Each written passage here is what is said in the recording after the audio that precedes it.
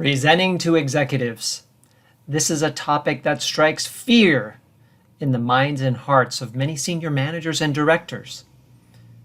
But it doesn't need to be that way.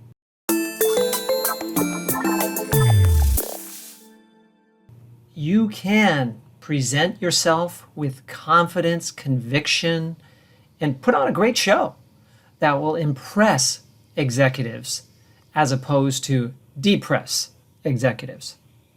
I want to share with you the ideas that I share with my very own clients to help them to prepare for important executive level presentations. Idea number one, know your material inside and out. You have to know it cold, as they say. You shouldn't have any uncertainty around the information that you're going to present, including questions, which we'll get to in a minute. Plan a short presentation and build in time for lots of Q&A. One thing that I've discovered when presenting to executives is that they love to ask questions, and lots of them. So if you have 15 minutes, for example, you should plan on presenting for half of that time and answering questions for half that time. So prepare a short presentation that is concise with just a few slides and great visuals. What do I mean by great visuals? I'm talking about charts that say a lot, not just pictures and words as we might do with a public presentation. But in terms of presenting to executives, they want to see data, but they want to see the data in a compelling format that they can quickly read and comprehend. And then when it comes to you presenting that data, you shouldn't read from the slide. Everyone will already have read from the slide before you present it. So it's important that you interpret what's on the slide. If there are words, revise them in your own words. Interpret the story from those words. If they're visuals, what do those visuals point to? What are they saying? What action are they driving? What conclusions might people be coming to as they see those visuals? That's your job as the presenter, not to read the slide. That's an amateur mistake that will torpedo the effectiveness of your presentation. Ideally, what you will do is you will set the stage for the information that's coming by using what I call transitional statements.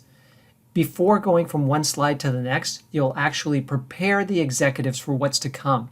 For example, if on the next slide you have some difficult data that they're going to have to confront, you'll say, and now I'm going to present what is our greatest challenge. Boom, then you show the slide with the visual data that presents the challenge. Notice how you've transitioned into that and you set the stage for it. Then later you might say, we have several strategies for how to confront this challenge, and I'd like to present those to you now. Boom, then we go to that slide that has the strategies. When you do it in the reverse fashion, where you show the slide first and then you start to talk about it, they've already read the whole thing before you're halfway through the slide. You never want to give away control of the flow of your presentation.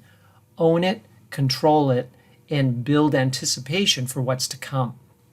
In order to do this effectively, you have to rehearse, and rehearse some more. I recommend my clients to rehearse at least 10 times. If you think about it, if a presentation is just 7, 8, 10 minutes, what is 10 times? That would be 70 minutes, 80 minutes. Can you afford that to put on a great impression for executives? Of course you can. Never tell yourself that you're too busy to rehearse as many times as necessary to prove that you own the material and that you can transition properly from one section to the next within the presentation. Next idea, look at the camera. Most of us are giving presentations virtually now, and that's probably not going to change for a while. And even into the future, there will be people working in remote teams giving presentations to executives virtually. Always look into the camera. Have a good background. Look and dress well. Have good lighting. I have a ring light that's projecting onto me now to improve the lighting in here. I have a professional microphone that I'm using, an HD webcam.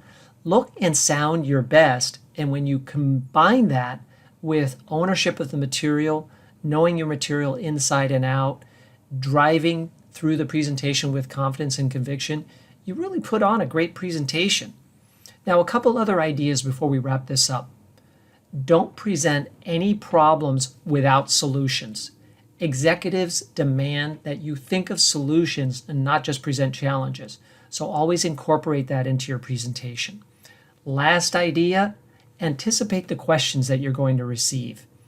The question and answer section of an executive presentation can be the moment in which you shine and show how well prepared you are, or the moment in which you flounder and flail and create the worst impression possible. What I like to recommend my clients to do is to actually present the material to someone else beforehand and ask what questions do they have? What have you left out? What's left unsaid? Even check with an executive or two beforehand to see if you can tap into some of the things that they're thinking and get some of their questions beforehand.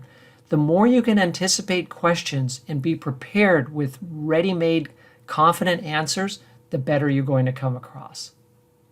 Watch this video more than once as you prepare for your next executive level presentation, and I can assure you that you're going to put on a better one.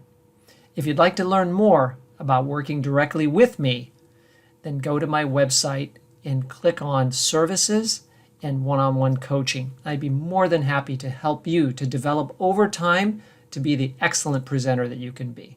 Thank you very much.